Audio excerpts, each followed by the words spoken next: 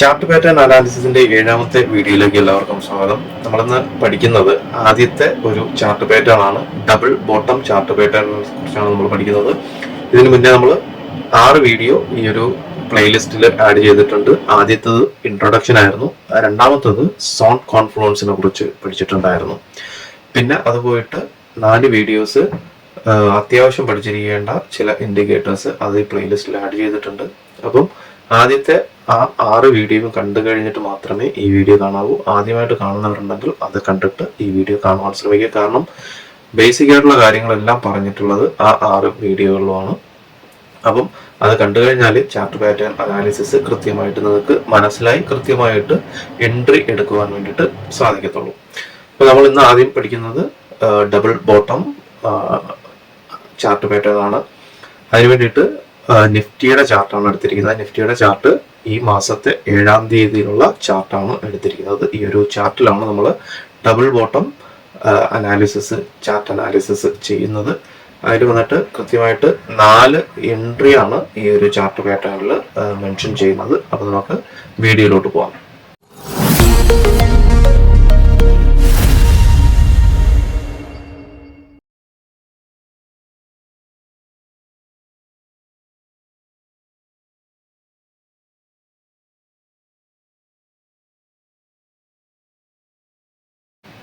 Double bottom chart പാറ്റേണിൽ ഒരു സ്റ്റോക്കിന്റെ price ഒരു ലെവലിൽ, അതായത് സെയിം ലെവലിൽ 2 പ്രാവശ്യം, അതായത് ഡബിൾ ബോട്ടം ഒരേ സപ്പോർട്ട് ലെവലിൽ 2 പ്രാവശ്യം ഒരു സ്റ്റോക്ക് സപ്പോർട്ട് എടുക്കുന്നതിനാണ് ഡബിൾ ബോട്ടം എന്ന് പറയുന്നത്.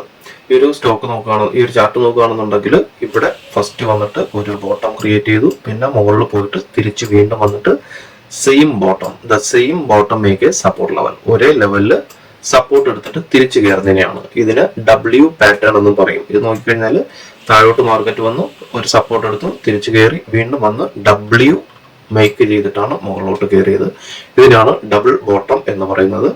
ഇത് നമ്മൾ മിക്കവാറും കാണുന്നത് ഒരു ഈക്വൽ ലോ ആയിരിക്കും വരുന്നത്. ചില സമയത്ത് രണ്ടാമത്തെ ലോ എന്ന് പറയുന്നത് സെയിം ലോയിൽ തന്നെ വരണമെന്നില്ല. ചിലപ്പോൾ അവിടെ ഒരു സെല്ലിംഗ് പ്രഷർ, ബൈയിങ് പ്രഷർ ഉണ്ട് എന്നുണ്ടെങ്കിൽ ഈ ലെവലിൽ എത്തുന്നതിന് തൊട്ട് മുകളിൽ വെച്ച് തന്നെ അവിടെ ഒരു ബൈയിങ് പ്രഷർ വരാറുണ്ട്. ചിലപ്പോൾ തൊട്ട് താഴോട്ട് വന്നിട്ടും സപ്പോർട്ട് എടുത്ത് തിരിച്ചു കയറാറുണ്ട്. അപ്പം ഈക്വലോ തന്നെ വരണമെന്നില്ല, ഒരു 5-10 പോയിന്റ് താഴെയോ മുകളിലോ രണ്ടാമത്തെ ലോ വന്നിട്ട് സപ്പോർട്ട് എടുക്കാൻ സാധ്യതയുണ്ട്.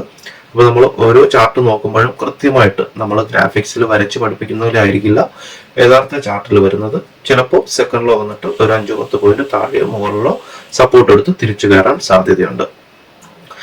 From the price action stand point price failed to make a lower low but instead make a same low. അതായത് ഒരു ഡൗൺ ട്രെൻഡിൽ വന്നുകൊണ്ടിരിക്കുന്ന ഒരു ചാർട്ടിൽ എപ്പോഴും ഹയർ ലോ ലോവർ ലോ ഫോർമേഷനിലാണ് ഒരു ഡൗൺ ട്രെൻഡ് പോകുന്നത്. അവിടെ രണ്ടാമത്തെ ലോ വന്നിട്ട് ലോവർ ലോ ക്രിയേറ്റ് ചെയ്യുന്നിടത്ത് ഫെയിൽ ആവുകയാണ് ചെയ്യുന്നത്. അതായത് ഈ ഒരു ഹൈ എടുത്തിട്ട് തിരിച്ച് അടുത്ത് പുതിയൊരു ലോ എടുക്കുമ്പോൾ ഡൗൺ ട്രെൻഡ് കണ്ടിന്യൂ ആണ്. അതായത് ഇവിടെ നിന്നൊരു ലോവർ ലോ ക്രിയേറ്റ് ചെയ്യണം. പക്ഷെ ഈ ഒരു ലോവർ ലോയ്ക്ക് മാർക്കറ്റ് ഇറങ്ങി വരാണ്ട് ഈക്വൽ ലോയിൽ നിന്നിട്ട് മാർക്കറ്റ് അവിടെ നിന്ന് കയറി പോവുകയാണ്. അപ്പം അവിടെ എന്താണ്, ട്രെൻഡ് ചേഞ്ച് ചെയ്യാനുള്ള സാധ്യത വളരെ കൂടുതലാണ്. അതുകൊണ്ടാണ് അവിടെ റിവേഴ്സ് എന്ന സാധ്യത വരുന്നത്. Which show loss of moment from the down trend. അതായത് ഡൗൺ ട്രെൻഡിൽ അവിടെ സെല്ലേഴ്സ് വീക്ക് ആവുകയും മാർക്കറ്റിൽ സെല്ലേഴ്സിന്റെ മൊമെന്റം കുറയുകയും ചെയ്യുമ്പോഴാണ് അവിടെ ബയേഴ്സ് ആക്റ്റീവ് ആവാൻ സാധ്യതയുണ്ട്. ബയേഴ്സ് ആക്റ്റീവ് ആവുകയും സെല്ലേഴ്സിന്റെ മൊമെന്റം കുറയുകയും ചെയ്യുമ്പോഴാണ് ഇവിടെ ഒരു ലോവർ ലോ ക്രിയേറ്റ് ചെയ്യാനുള്ള സാധ്യത നഷ്ടപ്പെടുകയും അതിന് മുകളിൽ വെച്ച് ഒരു ഈക്വൽ ലോയോ ചെറിയൊരു ഹയർ ലോയിലോ മാർക്കറ്റ് റിവേഴ്സ് പോകുന്നത്. നമുക്ക് ഇതിൽ 4 ടൈപ്പ് എൻട്രി ഉണ്ട്. ഒരു ചാർട്ട് നമ്മൾ അനലൈസ് ചെയ്യുമ്പോഴത്തേക്കും വെറുതെ നമ്മൾ ഒരു ചാർട്ടിൽ ഒരു ഡബിൾ ബോട്ടം ക്രിയേറ്റ് ചെയ്ത് നമ്മൾ ചാടിക്കയറി എൻട്രി എടുക്കുകയല്ല ചെയ്യുന്നത്. അവിടെ നമ്മൾ സപ്പോർട്ടിന് വേണ്ടിയിട്ട്, ഡബിൾ കൺഫർമേഷന് വേണ്ടിയിട്ട് ഇൻഡിക്കേറ്റേഴ്സ് ഉപയോഗിക്കുന്നുണ്ട്. അത് കൃത്യമായിട്ട് നോക്കുക, പ്രൈസ് ആക്ഷൻ നോക്കുക, ഇതെല്ലാം കൂടെ നോക്കിയിട്ട് ഒരു ഡബിൾ കൺഫർമേഷൻ എപ്പോഴാണോ കിട്ടുന്നത് ആ സമയത്താണ് നമ്മളൊരു എൻട്രി എടുക്കുന്നത്. അത് നമ്മൾ എൻട്രി ടൈപ്പ് 1 പോവാം. ഇതാണ് നമ്മൾ നേരത്തെ കണ്ട ചാർട്ട്, ഈ മാസം 7ാം തീയതിയുള്ള ചാർട്ട്. ഇത് നോക്കുകയാണെന്നുണ്ടെങ്കിൽ ഇവിടെ ഒരു എൻട്രി പോയിന്റ് വരുന്നുണ്ട്. ഒരു ഡബിൾ ബോട്ടം ക്രിയേറ്റ് ചെയ്തിട്ടുണ്ട്, അവിടെ ഒരു എൻട്രി പോയിന്റ് വന്നിട്ടുണ്ട്. എൻട്രി പോയിന്റ് എവിടെയാണ് വന്നത്? ഇവിടെ ഒരു ഡബിൾ ബോട്ടം ക്രിയേറ്റ് ചെയ്തു അല്ലേ, ഇവിടെ ഒരു ഡബിൾ ബോട്ടം വന്നു.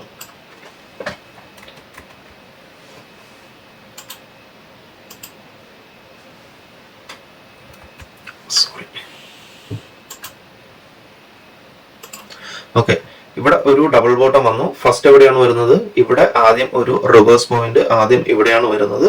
രണ്ടാമത്തെ റിവേഴ്സ് പോയിന്റ് ഇവിടെ വന്നു. അപ്പം അവിടെ നമുക്കൊരു ഡബിൾ ബോട്ടം കൺഫേം ആയി. അപ്പം ഇവിടെ ഒരു ഡബിൾ ബോട്ടം കൺഫേം ചെയ്ത് കഴിഞ്ഞാൽ ഇവിടെ നിന്ന് മാർക്കറ്റ് റിവേഴ്സ് പോകാനാണ് സാധ്യത വളരെ കൂടുതൽ. അപ്പം അതിന് വേണ്ടിയിട്ടുള്ള അടുത്ത കൺഫർമേഷൻ എന്ന് പറയുന്നത് എന്താണ്? ഇവിടെ ഒരു ബുള്ളിഷ് എൻഗൾഫിംഗ് വന്നു. എപ്പോഴും നമ്മളൊരു സപ്പോർട്ടിലോ ഒരു റെസിസ്റ്റൻസിലോ മാർക്കറ്റ് സപ്പോർട്ടോ റെസിസ്റ്റൻസോ ചെയ്യുന്ന സമയത്ത് നമ്മൾ പറയാറുണ്ട് അവിടെ റിവേഴ്സ് കാൻഡിൽ സ്റ്റിക്ക് പാറ്റേൺ വരികയാണെന്നുണ്ടെങ്കിൽ നമുക്ക് അവിടെ നിന്ന് എൻട്രി എടുക്കാം. അപ്പം ഇവിടെ രണ്ടാമത് ഒരു റിവേഴ്സ് വന്ന സമയത്ത് ഈ ഒരു പോയിന്റിൽ ഡബിൾ ബോട്ടം ക്രിയേറ്റ് ചെയ്തതിന് ശേഷം അടുത്ത് വന്നിരിക്കുന്ന ക്യാൻഡിൽ എന്ന് പറയുന്നത് ഒരു ബുള്ളിഷ് എൻഗൾഫിംഗ് ക്യാൻഡിലാണ്. അതായത് പ്രീവിയസ് ക്യാൻഡിലിനെ മൊത്തത്തിൽ വിഴുങ്ങിക്കൊണ്ടാണ് പുതിയൊരു ബുള്ളിഷ് ക്യാൻഡിൽ വന്നിരിക്കുന്നത്. അപ്പൊ നമുക്കിവിടെ കൺഫേം ആയി ഇവിടെ നിന്ന് എന്തായാലും മാർക്കറ്റ് ഒരു റിവേഴ്സ് പോകാൻ സാധ്യതയുണ്ട്. ഇവിടെ ബയേഴ്സ് ആക്റ്റീവ് ആയിട്ടുണ്ട്. ബയേഴ്സ് ആക്റ്റീവ് ആയി കഴിഞ്ഞാൽ എന്താ സംഭവിക്കുക? ഇവിടെ നിന്ന് മാർക്കറ്റിനെ മുകളിലോട്ട് തള്ളിക്കൊണ്ടു പോകാൻ സാധ്യതയുണ്ട്. അപ്പൊ നമ്മൾ എൻട്രി അവിടെ നിന്ന് എടുക്കുന്നത് ഈ ബുള്ളിഷ് ക്യാൻഡിൽ വന്നു കഴിഞ്ഞാൽ ടോപ്പിൽ നിന്ന് നമ്മൾ എന്ത് ചെയ്യുന്നു? നമ്മൾ അവിടെ നിന്ന് എൻട്രി എടുക്കുകയാണ്. ഈ ഒരു ബുള്ളിഷ് ക്യാൻഡിലിന്റെ മുകളിൽ നിന്ന് നമ്മൾ എൻട്രി എടുക്കും. ഇതാണ് എൻട്രി ലെവല്. അതായത് ഒരു എൻഗൾഫിംഗ് ക്യാൻഡിൽ വന്നു, ഫസ്റ്റ് ക്യാൻഡിലിനെ മൊത്തത്തിൽ കവർ ചെയ്തിട്ട് പുതിയ ക്യാൻഡിൽ വന്നിട്ട് അത് ക്ലോസിംഗ് കഴിഞ്ഞിട്ട് നെക്സ്റ്റ് ക്യാൻഡിൽ. ഇതെല്ലാം നമ്മൾ ഇൻട്രാഡേക്ക് 5 മിനിറ്റ്സിന്റെ ക്യാൻഡിലാണ് ഉപയോഗിക്കുന്നത്. 5 മിനിറ്റ്സിന്റെ ക്യാൻഡിൽ ക്ലോസിംഗ് വന്നു കഴിഞ്ഞാൽ അടുത്ത ക്യാൻഡിൽ ഫോം ചെയ്യുന്നിടത്ത് നമ്മൾ എൻട്രി എടുക്കുകയാണ്. എൻട്രി എടുത്തു കഴിഞ്ഞാൽ അതിന്റെ സ്റ്റോപ്പ് ലോസ് എവിടെയാണ് വരിക? പ്രീവിയസ് ലോയുടെ ലോയിലാണ്. പ്രീവിയസ് ലോയുടെ തൊട്ട് താഴെ നമ്മൾ സ്റ്റോപ്പ് ലോസ് വയ്ക്കുന്നു. ടാർഗറ്റ് വന്നിട്ട് ഇവിടെ നമുക്ക് എത്രയാണ്? 1:2 റേഷ്യോയിൽ നമുക്ക് ടാർഗറ്റ് വെക്കാം. ഇതിൽ നമ്മൾ വേറെ ഒന്നും നോക്കിയിട്ടില്ല, വെറും ഡബിൾ ബോട്ടവും നോക്കി. പിന്നെ എന്താണ് നോക്കിയത്? ഡബിൾ ബോട്ടത്തിൽ രണ്ടാമത് മാർക്കറ്റ് വന്നതിന് ശേഷം അവിടെ നിന്ന് ഒരു എൻഗൾഫിംഗ് കാൻഡിൽ സ്റ്റിക്ക് പാറ്റേൺ നമുക്ക് അവിടെ ഒരു ചാർട്ട് പാറ്റേണിൽ സപ്പോർട്ട് തന്നു. അവിടെ നമ്മൾ ഈ രണ്ട് കൺഫർമേഷൻ വെച്ചിട്ടാണ് നമ്മൾ ഇവിടെ നിന്ന് ഒരു എൻട്രി എടുക്കുന്നത്. അതായത് ഫസ്റ്റ് വരുന്നത് ചാർട്ട് പാറ്റേൺ, രണ്ടാമത് വരുന്നത് കാൻഡിൽ സ്റ്റിക്ക് പാറ്റേൺ. ഇത് വെച്ചിട്ട് നമ്മൾ 1:2 റേഷ്യോയിൽ നമ്മൾ ടാർഗറ്റ് വെച്ചിട്ട് എൻട്രി എടുക്കുകയാണ്. നമുക്ക് ടാർഗറ്റ് ഹിറ്റ് ആവും. ഇതാണ് ആദ്യത്തെ മെത്തേഡ്. ഇനി നമുക്ക് രണ്ടാമത്തെ മെത്തേഡിലോട്ട് പോവാം. സെയിം ചാർട്ടാണ്. നമ്മളിവിടെ RSI അപ്ലൈ ചെയ്യുന്നുണ്ട്. RSI ഇൻഡിക്കേറ്ററിനെ കുറിച്ച് നമ്മൾ പഠിച്ചിട്ടുണ്ട്. ഈ പ്ലേലിസ്റ്റിൽ തന്നെ RSI ആഡ് ചെയ്തിട്ടുണ്ട്. അപ്പം RSI വീഡിയോ കണ്ടു കഴിഞ്ഞാൽ ഈ ഒരു RSI ഇൻഡിക്കേറ്ററിനെ കുറിച്ച് മനസ്സിലാകത്തുള്ളൂ. അപ്പോൾ നമുക്ക് ഇതിലോട്ട് പോകാം. ഫസ്റ്റ് ഇവിടെ സെയിം നമുക്ക് എന്താണ് വന്നത്? ഡബിൾ ബോട്ടം ക്രിയേറ്റ് ചെയ്തു. ഫസ്റ്റ് റിവേഴ്സ് ഇവിടെയാണ് വരുന്നത്, സെക്കൻഡ് റിവേഴ്സ് ഇവിടെ വന്നു. അപ്പൊ നമുക്കിവിടെ ഡബിൾ ബോട്ടം കൺഫേം ആയി. ഡബിൾ ബോട്ടം കൺഫേം ആയി കഴിഞ്ഞാൽ അടുത്ത് നമ്മൾ നോക്കുന്നത് എന്താണ്? RSI സപ്പോർട്ട് ചെയ്യുന്നുണ്ടോ എന്ന് നോക്കുന്നുണ്ട്. അപ്പം ഇവിടെ നോക്കിയേ, ഈ RSI ഇവിടെ നിന്ന് ഈ ഒരു മാർക്കറ്റ് വന്ന സമയത്ത് RSI ബിലോ 30 ആയിരുന്നു. നെക്സ്റ്റ് RSI വരുന്നത് എവിടെയാണ്? മാർക്കറ്റ് ഈക്വൽ ലോ വന്നപ്പോഴത്തേക്കും, സ്റ്റോക്ക് ഈക്വൽ ലോ വന്നപ്പോഴത്തേക്കും നമ്മുടെ RSI വരുന്നത് അതിന് മുകളിലാണ്, ഹയർ ഹൈ ആണ് ഫോം ചെയ്തിരിക്കുന്നത്. സൂം ചെയ്ത് കാണിച്ചു തരാം. ഇവിടെ ഫസ്റ്റ് ഒരു RSI ഈ മാർക്കറ്റ് ആദ്യത്തെ റിവേഴ്സ് പോയിന്റ് വരുന്ന സമയത്ത് RSI വന്നിരിക്കുന്നത് ഇവിടെയാണ്. ഫസ്റ്റ് ലോ ഇവിടെയാണ്. സെക്കൻഡ് ലോ വന്നിരിക്കുന്നത് എവിടെയാണ്? കുറച്ച് മുകളിലാണ്. നമ്മൾ RSI ഡിവർജൻസിൽ പഠിച്ചിട്ടുണ്ട്. ഒരു സ്റ്റോക്ക് ഈക്വൽ ലോയോ ലോവർ ലോയോ ക്രിയേറ്റ് ചെയ്യുകയും RSI ഹയർ ലോ ക്രിയേറ്റ് ചെയ്യുകയും ചെയ്തു കഴിഞ്ഞാൽ പ്രൈസ് മുകളിലോട്ട് പോകാൻ സാധ്യത ഉണ്ട് എന്ന്. അപ്പം ഈ ഒരു ചാർട്ടിൽ നോക്കുകയാണെന്നുണ്ടെങ്കിൽ, ഈ ഒരു പാറ്റേൺ നോക്കുകയാണെന്നുണ്ടെങ്കിൽ ചാർട്ടിൽ നമുക്ക് ഡബിൾ ടോപ്പ് ഈക്വൽ ലോ വരികയും ഡിവർജൻസിൽ വന്നിട്ട് RSI ഡിവർജൻസിൽ വന്നിട്ട് ഹയർ ലോ ക്രിയേറ്റ് ചെയ്യുകയും ചെയ്തു. അപ്പം ഹയർ ലോ ക്രിയേറ്റ് ചെയ്യുന്ന സമയത്ത് എന്താണ്? നമ്മൾ നേരത്തെ ട്രെൻഡിൽ പഠിച്ചിട്ടുണ്ട്. ഹയർ ലോ ക്രിയേറ്റ് ചെയ്യുന്ന സമയത്ത് ട്രെൻഡ് റിവേഴ്സ് ആവാൻ സാധ്യതയുണ്ട്. അപ്പം ഡിവർജൻസിൽ RSI ഡിവർജൻസിൽ ഓൾറെഡി നമുക്ക് ഒരു ട്രെൻഡ് റിവേഴ്സൽ കാണിച്ചു. അപ്പൊ മാർക്കറ്റ് ഇവിടെ നിന്ന് പുഷ് ചെയ്ത് മുകളിലോട്ട് പോകാൻ സാധ്യതയുണ്ട്. മാർക്കറ്റ് എന്താ സംഭവിക്കുന്നത്? മുകളിലോട്ട് പോയി എൻട്രി എവിടെയാണ് വരുന്നത്? നമ്മൾ നേരത്തെ എൻട്രി എടുത്തത്, ആദ്യത്തെ മെത്തേഡിൽ എൻട്രി എടുത്തത് നമുക്ക് കാൻഡിൽ സ്റ്റിക്ക് പാറ്റേൺ അനുസരിച്ച് ബുള്ളിഷ് ക്യാൻഡിൽ ക്ലോസ് ചെയ്തതിനു ശേഷമാണ്. പക്ഷെ RSI ഡിവർജൻസ് അനുസരിച്ച് നമ്മൾ എൻട്രി എടുക്കുന്നത് ബോട്ടത്തിലാണ്. ഡബിൾ ബോട്ടം ക്രിയേറ്റ് ചെയ്യുന്ന സമയത്ത് RSI സപ്പോർട്ട് ചെയ്യാണ്. RSI സപ്പോർട്ട് ചെയ്യുന്നതുകൊണ്ടാണ് ഈ ബോട്ടത്തിൽ വെച്ച് തന്നെ നമ്മൾ എൻട്രി എടുക്കുന്നത്. എൻട്രി എടുത്തു കഴിഞ്ഞാൽ നമുക്ക് അവിടെ ചെറിയ ലോസേ വരത്തുള്ളൂ. സ്റ്റോപ്പ് ലോസ് ഹിറ്റ് ആവുകയാണെന്നുണ്ടെങ്കിൽ നമ്മൾ എൻട്രി എടുക്കുന്ന ആ ബോട്ടത്തിന്റെ തൊട്ട് താഴെയാണ് നമ്മൾ സ്റ്റോപ്പ് ലോസ് സെറ്റ് ചെയ്യുക. പെട്ടെന്ന് മാർക്കറ്റ് റിവേഴ്സ് പോവുകയാണെന്നുണ്ടെങ്കിൽ നമുക്ക് ചെറിയ ലോസിൽ സ്റ്റോപ്പ് ലോസ് ഹിറ്റ് ആവും. പക്ഷെ മുകളിലോട്ട് പോവുകയാണെന്നുണ്ടെങ്കിൽ നമുക്ക് വലിയ റിസ്ക് റിവാർഡ് കിട്ടും. ഇവിടെ നോക്കിക്കഴിഞ്ഞാൽ അറിയാം, നമ്മൾ ഈ ഈക്വൽ ലോ പ്രീവിയസ് ലോയുടെ തൊട്ട് താഴെ സ്റ്റോപ്പ് ലോസ് വെച്ചു, സ്റ്റോക്ക് മുകളിലോട്ട് കയറിപ്പോയി. മൂന്നാമത്തെ മെത്തേഡിലോട്ട് പോവാം.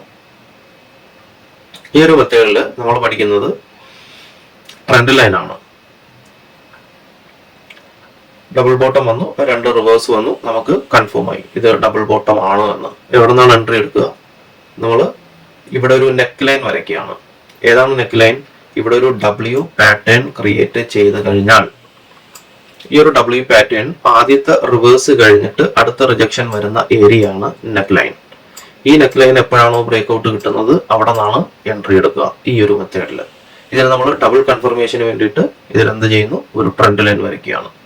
ഇവിടെ നോക്കിയാൽ എല്ലാ ഹയർ ഹൈയും കണക്ട് ചെയ്തുകൊണ്ട് നമ്മളിവിടെ ഒരു ട്രെൻഡ് ലൈൻ വരയ്ക്കുന്നു. നമുക്കിവിടെ 2 കൺഫർമേഷനായി. ഒന്ന് ഈ നെക്ക് ലൈൻ ബ്രേക്ക് ഔട്ട് കിട്ടി, രണ്ടാമത്തത് ട്രെൻഡ് ലൈൻ ബ്രേക്ക് ഔട്ട് കിട്ടി. അപ്പം ഈ 2 കൺഫർമേഷൻ അനുസരിച്ച് കൊണ്ട് ഈ ഒരു ബ്രേക്ക് ഔട്ട് കിട്ടുന്ന സമയത്ത് നമ്മൾ എന്ത് ചെയ്യുന്നു? നമ്മൾ എൻട്രി എടുക്കുന്നു. സ്റ്റോക്ക് മുകളിലോട്ട് കയറി പോകുന്നു. ട്രെൻഡ് റിവേഴ്സായി. ട്രെൻഡ് റിവേഴ്സിനുള്ള 2 കൺഫർമേഷനാണ്. ഒന്ന് ഡബിൾ ബോട്ടത്തിന്റെ നെക്ക് ലൈൻ കട്ട് ചെയ്ത് മുകളിലോട്ട് പോകുന്നു, 2 ട്രെൻഡ് ലൈൻ ബ്രേക്ക് ഔട്ട് കിട്ടി. ആ ബ്രേക്ക് ഔട്ട് കിട്ടുന്നിടത്ത് വെച്ച് നമ്മൾ എൻട്രി എടുക്കുന്നു. ഇവിടെ വരുന്ന സ്റ്റോപ്പ് ലോസ് വലുതാണ്. പ്രീവിയസ് ലോ തന്നെയാണ് സ്റ്റോപ്പ് ലോസ്. കാരണം മാർക്കറ്റ് ഇറങ്ങി വന്നു കഴിഞ്ഞാൽ ഇവിടെ വീണ്ടും ഒരു ട്രിപ്പിൾ ബോട്ടം ക്രിയേറ്റ് ചെയ്യാം, അല്ലെങ്കിൽ താഴോട്ട് പോകാം. അപ്പം അത്രയും വലിയൊരു റിസ്കിലാണ് നമ്മൾ എൻട്രി എടുക്കുന്നത്. അത്രയും നമുക്ക് റിസ്ക് റിവാർഡ് കിട്ടുകയും ചെയ്യും. സ്റ്റോക്ക് തിരിച്ച് മുകളിലോട്ട് കയറി പോയിട്ടുമുണ്ട്. നമുക്കടുത്ത് 4ാമത്തെ മെത്തേഡിലോട്ട് പോകാം. നമ്മളിതിൽ EMI ആണ് ആഡ് ചെയ്തിരിക്കുന്നത്. നമ്മൾ പഠിച്ചിട്ടുണ്ട് EMI ക്രോസ് സ്ട്രാറ്റജി ഈ ഒരു വീഡിയോ സീരീസിനകത്ത് ആഡ് ചെയ്തിട്ടുണ്ട്. അത് ഇതിനോടൊപ്പം നമ്മൾ ക്ലബ് ചെയ്തിട്ടാണ് 4ാമത്തെ മെത്തേഡ് നമ്മൾ ചെയ്യുന്നത്. നമ്മൾ EMI കോൺഫ്ലുവൻസ് ട്രേഡിംഗ് എന്ന് പറയും. നമ്മൾ നേരത്തെ 2ാമത്തെ പാർട്ടിൽ പഠിച്ചത് സോൺ കോൺഫ്ലുവൻസ് ആണ്, ഇത് EMI കോൺഫ്ലുവൻസ് ആണ്. ഇതിൽ നമുക്ക് സെയിം തന്നെയാണ്. ഡബിൾ ബോട്ടം നമുക്ക് ക്രിയേറ്റ് ചെയ്തു. ആദ്യത്തെ കൺഫർമേഷൻ ആണ് ഡബിൾ ബോട്ടം ക്രിയേറ്റ് ചെയ്തത്. ഇവിടെ 2 ട്രെൻഡ് ലൈൻ ഞാൻ വരച്ചിരിക്കുന്നതെന്ന് പറയുന്നത്, ട്രെൻഡ് ലൈൻ പലരും വരയ്ക്കുന്നത് പല രീതിയിലാണ്. 2 ഹൈ കണക്ട് ചെയ്തുകൊണ്ട് വരയ്ക്കാറുണ്ട്, പിന്നെ കൂടുതൽ പോയിന്റുകൾ കണക്ട് ചെയ്തുകൊണ്ട് ട്രെൻഡ് ലൈൻ വരയ്ക്കാറുണ്ട്. ഞാൻ വരയ്ക്കുന്നത് ഏറ്റവും കൂടുതൽ പോയിന്റുകൾ കണക്ട് ചെയ്തുകൊണ്ട് വരയ്ക്കുന്നതാണ്. അതുകൊണ്ടാണ് ഇവിടെ 2 ട്രെൻഡ് ലൈൻ ഞാൻ വരച്ചിരിക്കുന്നത്. ഒന്ന് ഈ 2 ഹൈയും കണക്ട് ചെയ്തിട്ട് വരച്ചു. പിന്നെ ഞാൻ വരയ്ക്കുന്ന മെത്തേഡ് എന്ന് പറയുന്നത് കൂടുതൽ പോയിന്റുകൾ കണക്ട് ചെയ്തിട്ട് വരയ്ക്കുന്നതാണ്. അങ്ങനെയാണ് 2ാമത്തെ ട്രെൻഡ് ലൈൻ വരച്ചിരിക്കുന്നത്. രണ്ടും അടുത്തടുത്ത് തന്നെയാണ്. ഓക്കെ, അപ്പോൾ ഇവിടെ നിന്ന് നമുക്ക് ആദ്യം ഒരു ഡബിൾ ബോട്ടം ക്രിയേറ്റ് ചെയ്തു. ഡബിൾ ബോട്ടം ക്രിയേറ്റ് ചെയ്തതിനു ശേഷം എന്ത് സംഭവിച്ചു? ഇവിടെ ആദ്യത്തെ കൺഫർമേഷൻ എന്ന് പറയുന്നത് നമുക്ക് എന്ത് സംഭവിച്ചു? ബ്രേക്ക് ഔട്ട് കിട്ടി, ട്രെൻഡ് ലൈൻ ബ്രേക്ക് ഔട്ട് കിട്ടി. ട്രെൻഡ് ലൈൻ ബ്രേക്ക് ഔട്ട് കിട്ടിയതിനു ശേഷം അടുത്ത് നമ്മൾ എന്ത് പഠിച്ചു?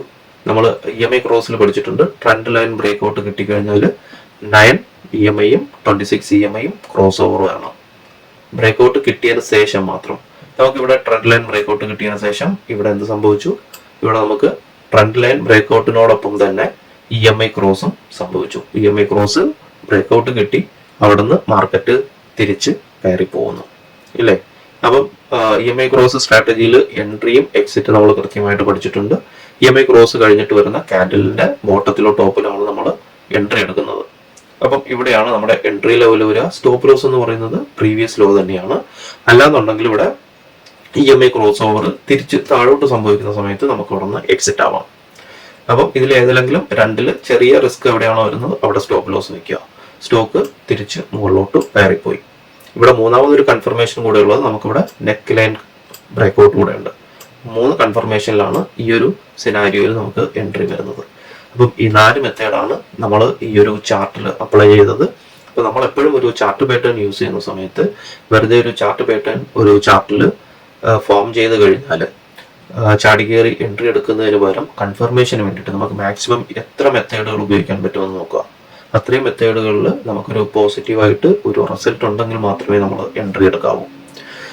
അതുപോലെ തന്നെ ഈ ഡബിൾ ബോട്ടം ഏതൊരു പാറ്റേൺ എടുത്തു കഴിഞ്ഞാലും റിവേഴ്സും സംഭവിക്കാറുണ്ട്. ഏത് പാറ്റേൺ എടുത്തു കഴിഞ്ഞാലും അതിനൊരു റിവേഴ്സ് സ്ട്രാറ്റജി കൂടെ ഉണ്ട്. അപ്പം ഒരു പാറ്റേൺ കണ്ടു കഴിഞ്ഞാൽ നമ്മൾ അത് റിവേഴ്സ് ആണോ കണ്ടിന്യൂ പാറ്റേൺ ആണോ എന്ന് നോക്കുന്നതിന് മുന്നേ ഇത്തരം മെത്തേഡുകൾ ഉപയോഗിക്കുകയാണെന്നുണ്ടെങ്കിൽ നമുക്ക് 90% ആ ഒരു ട്രേഡിൽ സക്സസ് റേഷ്യോ കിട്ടും. അപ്പം വീഡിയോ ഇഷ്ടമാകണമെന്നുണ്ടെങ്കിൽ ലൈക്ക് ചെയ്യുക, കമൻറ്റ് ചെയ്യുക. Thank you.